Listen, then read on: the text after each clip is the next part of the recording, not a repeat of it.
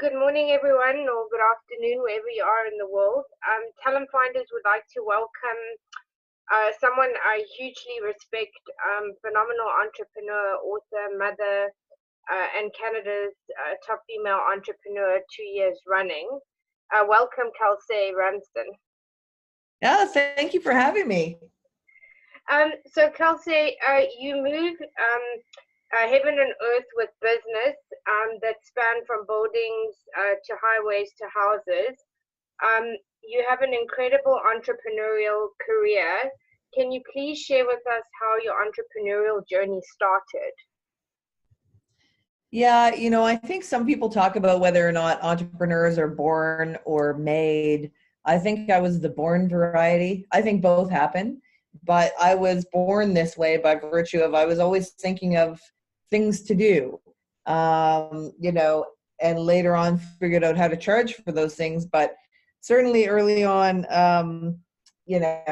along with my brother, who's 3 years younger than me, we were always finding ways to do little things in the neighborhood, whether it was sweep the streets and then charge the neighbors for that, or we were one of the first families in the neighborhood to get a VHS machine. So for many of your listeners, they may not know what that is, but Yeah.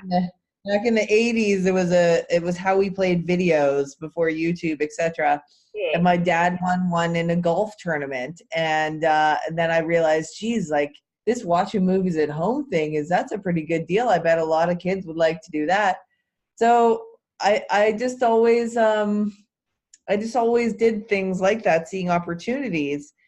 And so later on, as I grew up and got more educated and got more training, realized that I was not a very good employee and that I ought to start a business for myself ultimately. And so that's how the construction business really got started. I was working as a consultant, and one day went into my office and looked at my boss and thought, if I had $100 to put on her or I, who would I put it on? And I decided I would take a risk on my own self in being the lead of my career. And so I quit my job and started my construction company. Wow, amazing. That's an amazing experience and opportunity. So there is also a strong emphasis on leadership and also a lack of leadership. What is your opinion on this, and what makes you a great leader and differentiates you from others? Yeah, I think one of the things that's a bit been forgotten around leadership is being a leader isn't something that we do to others. It's something that we are that inspires others to follow us.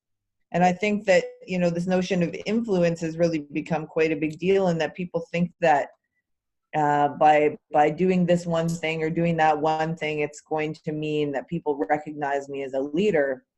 I think really where it starts is if you're not capable of leading yourself, then no one will follow you, period. And so fortunately, I've always been a little bit different than other people. And so the great thing that comes out of that is that I always was leading myself because I knew that other people's path wasn't mine. And I think that's one of the greatest challenges, particularly for people in traditional career trajectories with organizations or large multinational companies or that kind of thing, is that so often we look to other people to determine what our path should look like. And in so doing, we really undermine our own leadership. Yeah, and also external validation. I suppose a lot of people are looking for external validation. So it kind of leads to self-doubt as well, right? Yeah, absolutely. And don't get me wrong. I mean, everybody likes to hear they're doing a good job, and everyone likes to be validated in what it is that they're doing. But, I think it makes good sense. And it's, to me, quite common sense that if you want to do something exceptional or something that's worth remarking upon, it has to be something that's not been done the same way by everyone else, or else it's not particularly remarkable. No. So I think a lot of that external validation is that, when we're looking to others to provide us validation on a very known path, if you're doing that and you're kind of really just staying within the boundaries of the norm, and you're still looking for validation, then you probably have a bit of work to do in Yes. terms of figuring out how to lead yourself.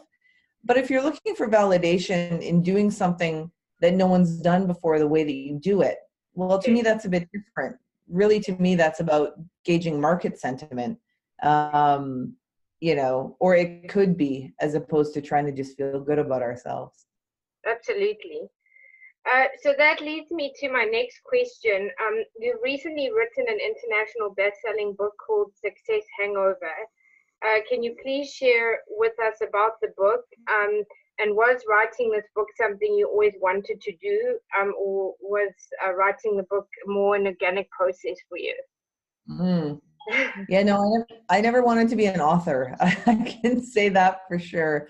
But it occurred to me that at the back of almost every cocktail party or, at these big events I would go and do, there was always people who wanted to talk about this idea of having arrived at the place they thought they wanted to get to, whether or not that's, they wanted this promotion or what they wanted this job title or they wanted this car or whatever it was that they were aiming at.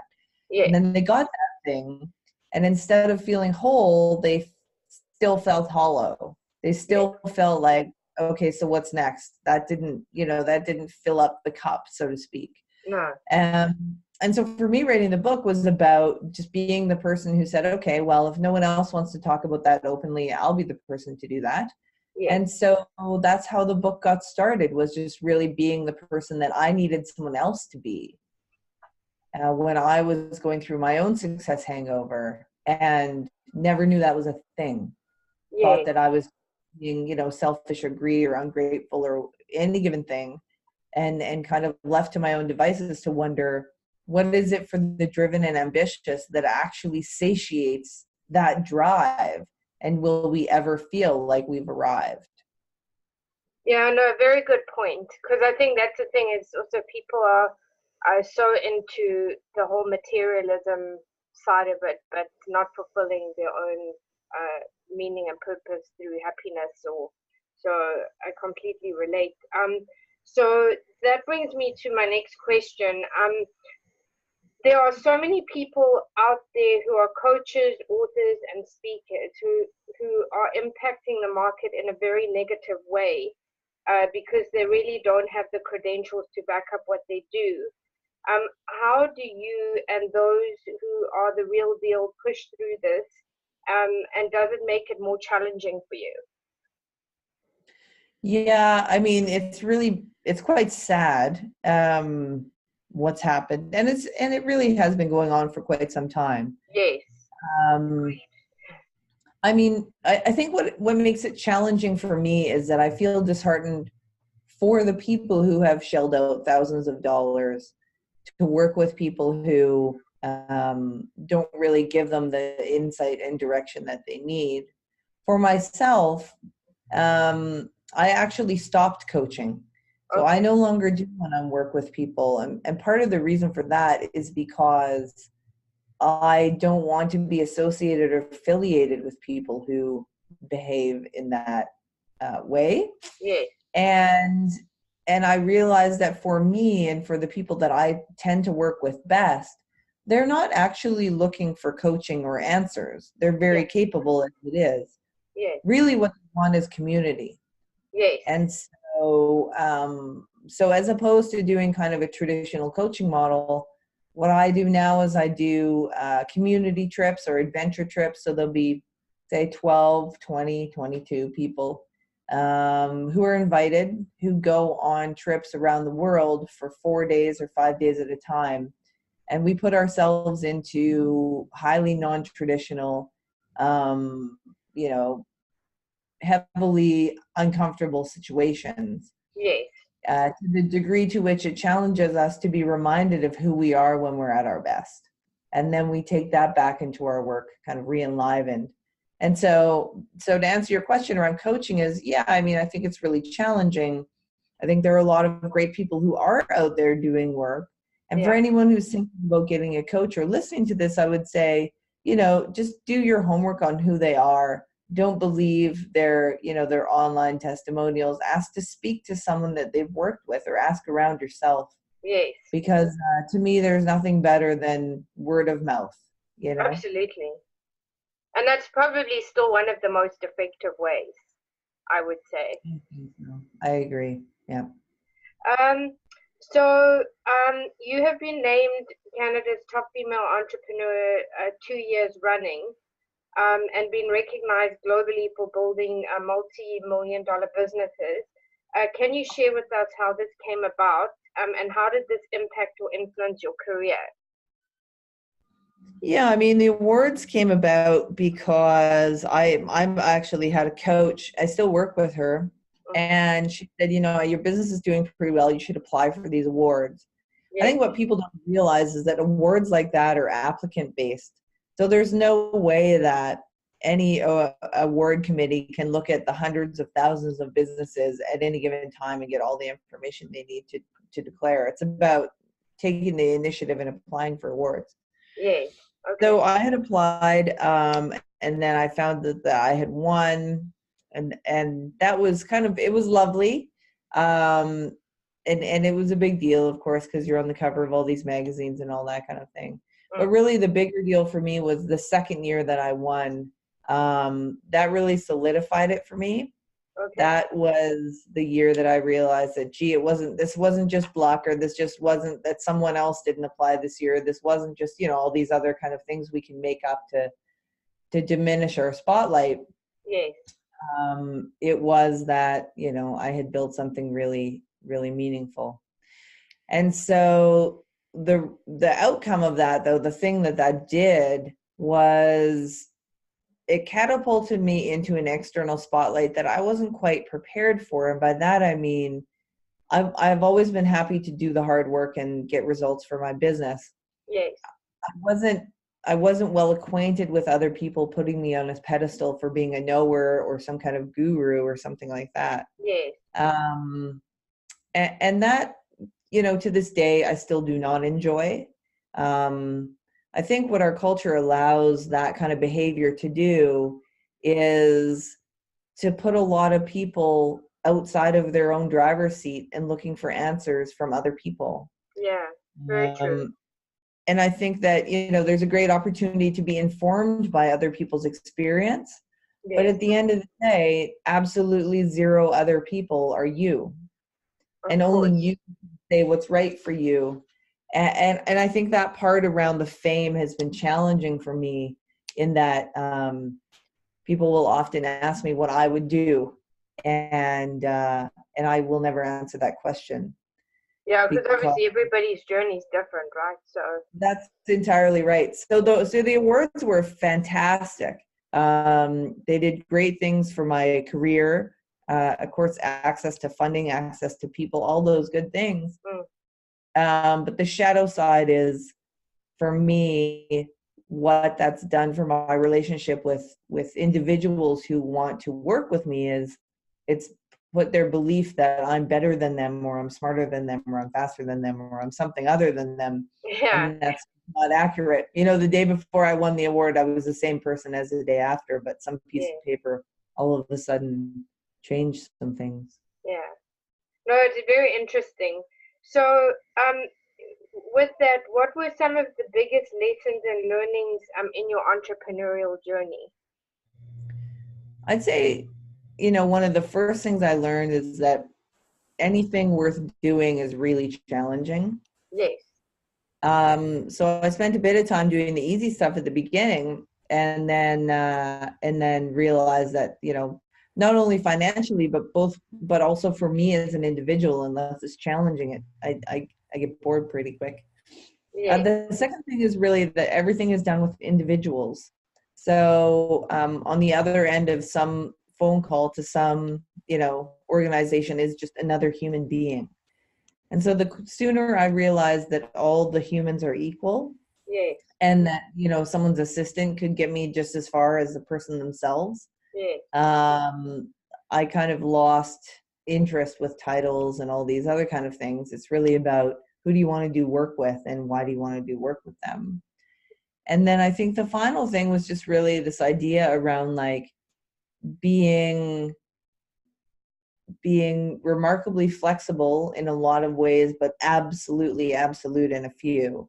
And Yes. for me, that's with respect to integrity, with respect to billing and invoicing and cash management, and with respect to just treating people the way that I would want to be treated and being very candid and open about my conversations with people. Yes. Um, I loathe to think that at the end of the day, anyone would feel confused about how I felt about a thing. And so, so those are really my biggest learnings and takeaways. If anyone can implore them in their own business, go for it. Perfect. So, obviously, your mom, your wife, a cancer survivor, an entrepreneur. What are some of the tools and skills you've used to manage all of these challenges? Yeah, I mean, I think that the thing around managing challenges is that they will always occur and they'll occur all over the place, Yes. I think not taking myself too seriously is probably the foremost one. Yeah. So if ever I think like that something is really a really big deal, I pull up on my phone, I have NASA, like the National Space Agency. They have an app, and within their app, they have photos of intergalactic space, new ones every day. Yes. And so if ever things get a bit too heady, I pull that up and I recognize that like ultimately I'm tremendously insignificant and my life is just a speck in time. And hopefully, that kind of puts some things into perspective around the urgency and the importance of some situations that can be easily blown out of proportion by me because, I can be a bit intense.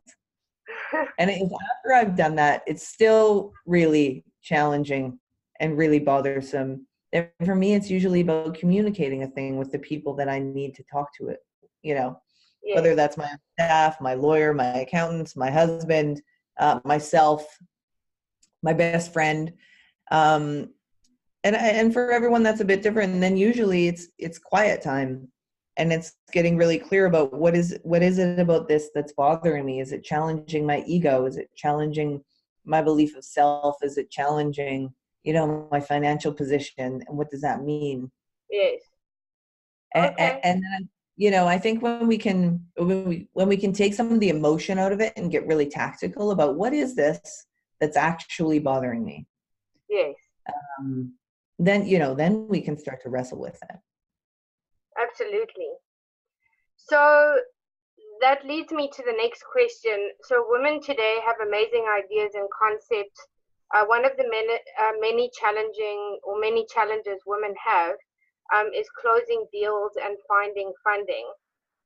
You are incredibly confident, and you always have something, like, certainly when you, just in the way you speak and the way you present yourself. So, uh, what would you, what would your advice be, or to give to other women to come from a position of strength, especially in a male-dominated industry, when applying for funding or presenting? I mean, I think there's just a couple things that I would offer, particularly to the women. So the first thing is like this idea that being feminine is soft.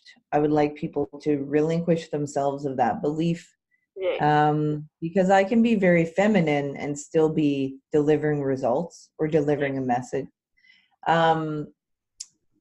And so I've never really liked this kind of idea of like manning up into something or delivering something hard. Because I think anytime when there's an incongruency between who you are and how it is that you're communicating, that shows up. And usually it shows up as insecurity. So people will become too hard or too soft or too loud or too demanding or, whatever the case may be. Yeah. But I think with respect to like getting funding and with respect to presenting ideas, I would say that there's really three fundamental aspects that have served me well. One is being prepared, absolutely unequivocally knowing what you're talking about. Yes. Making it as simple as you can. Don't get into details and overcomplicate things and make it way too much. Yes. Give enough that they can be confident that you understand what you're speaking about, and then open the conversation so that it becomes two-way. I think oftentimes what people try and do with funding and with delivering messages is tell everyone everything and prove that we know, Yes. as opposed to tell them enough to engage a conversation and showcase your capacity and ability, because none of us actually know. Sure. And those who claim to do are telling lies, because business is as much art as it is science. And as we all know, the conditions change every day. Yes. So we can have a lot of hints and we can have a lot of capacity, but no one really knows. So I would say that preparedness, engaging in a two-way conversation. And I think the final thing is really being very clear about what it is that you want. Yes. And what it is that you're willing to give in order to receive what you want. I think more often than not, people go into meetings saying, I want to land this contract, without being really clear on, no one wants to give you anything. Zero people are interested in giving anything at all unless they receive something in return. Yes. So I think it's more important to focus on, how is it that I will be clear about what they will receive? You know, how is it that I can be clear about what it is they even want to receive? Yes. And so starting with that, I think, is most interesting. So imagine a pitch deck that started with, our intention is to return 15% ROI year over year. Yes. Here's how we're going to do it. And then it ends with, this is who our team is. Okay. As opposed to, this is who our team is, here's our big plan, blah, blah. Oh, and by the way, we're going to give 15%. It's totally back. I don't care who your team is, and I care a little bit, and only a little bit, about your plan. Mostly I care about what's going to happen to my money if I give it to you. Absolutely. So, so I think the way that people approach these conversations is just a foundation for them being challenging in the way that they are, because quite oftentimes when women go into those conversations, they overemphasize, believe in me, trust me, here's all the detail. And by the time it comes to the ask, no one's even listening. No, exactly. Because people have such a short attention span as it is. Absolutely. Yeah. So that leads me to the next question.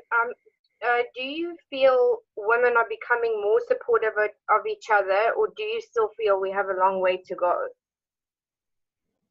I think that women will be supported equally as much as they support others. Yes. Okay. So I think if you're a woman who feels she's unsupported, you should be supportive. It's the same as people who walk around saying, I have no friends.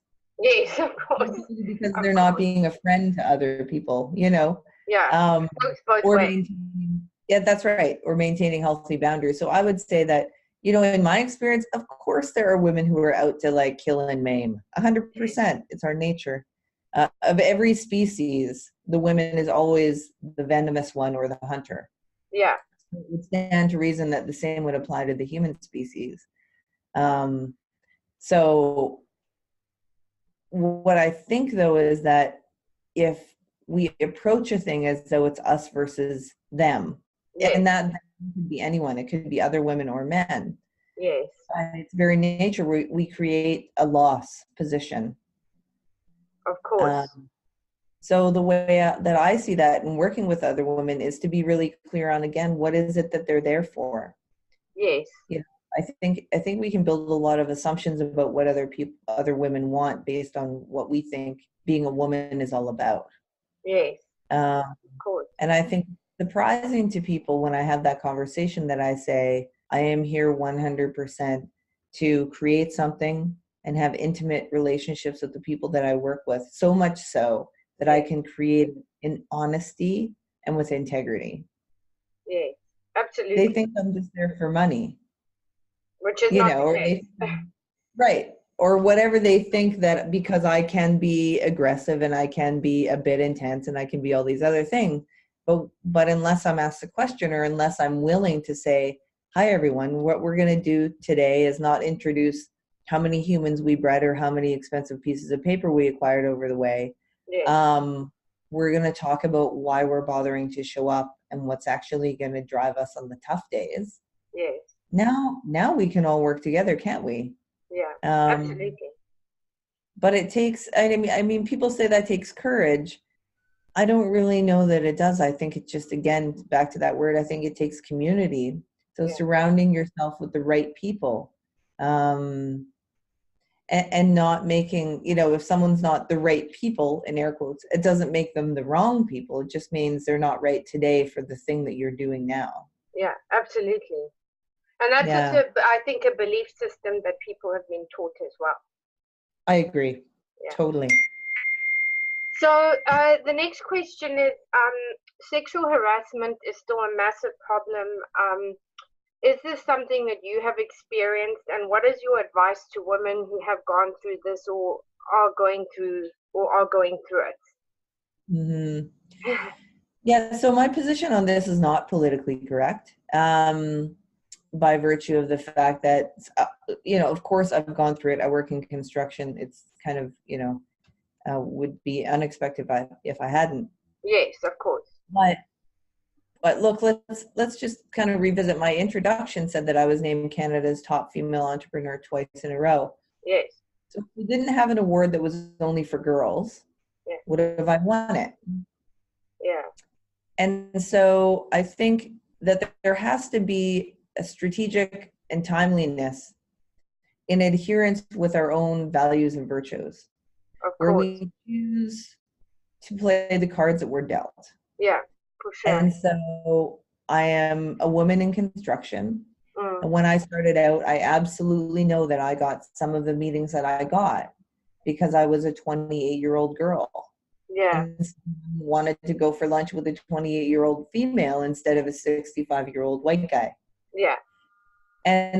But the difference is in what you do when you get the meeting. So now we're at lunch.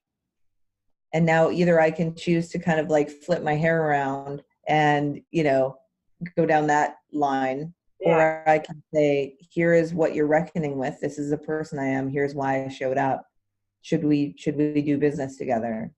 And then it's up to my integrity and my own choice to move that forward the way that I choose. Absolutely. And I also believe that every male had a mother or a sister or a friend or a grandmother or a wife or a daughter. Yes. So it's not that those men inherently believe anything other than that women are, insert any word here. It perhaps is that the people that they have been dealing with haven't held themselves to account. Yes. So they've believed that they have more of a right to treat them in a certain way. Oh.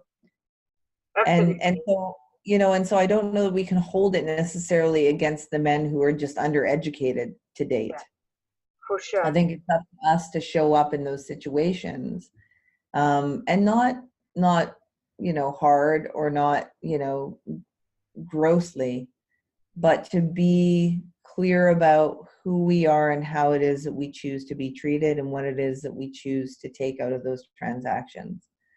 And so I think when we make it about us versus them, we inherently put ourselves beneath.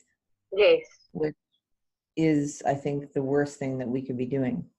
Absolutely. So you've always been a rule breaker and done things very differently. Can you please give us some examples? And has this created more of an advantage for you in your business? Absolutely, I would say that it has, insofar as, I think if everyone is thinking the same thing, someone is not thinking.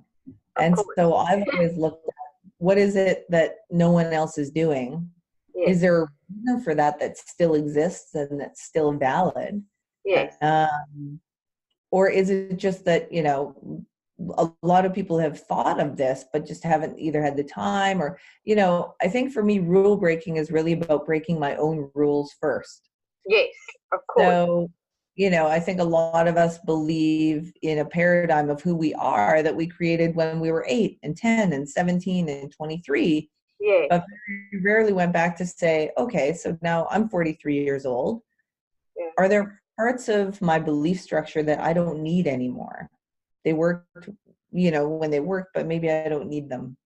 Or maybe there's some new ideas that I need to take up about who I am and my own rules, based on my belief of self. I don't have to prove so many things anymore. And so when I look at when I've been really successful, it's usually when I've decidedly broken my own rule. Yes. First, and then that leads to breaking other rules. Absolutely.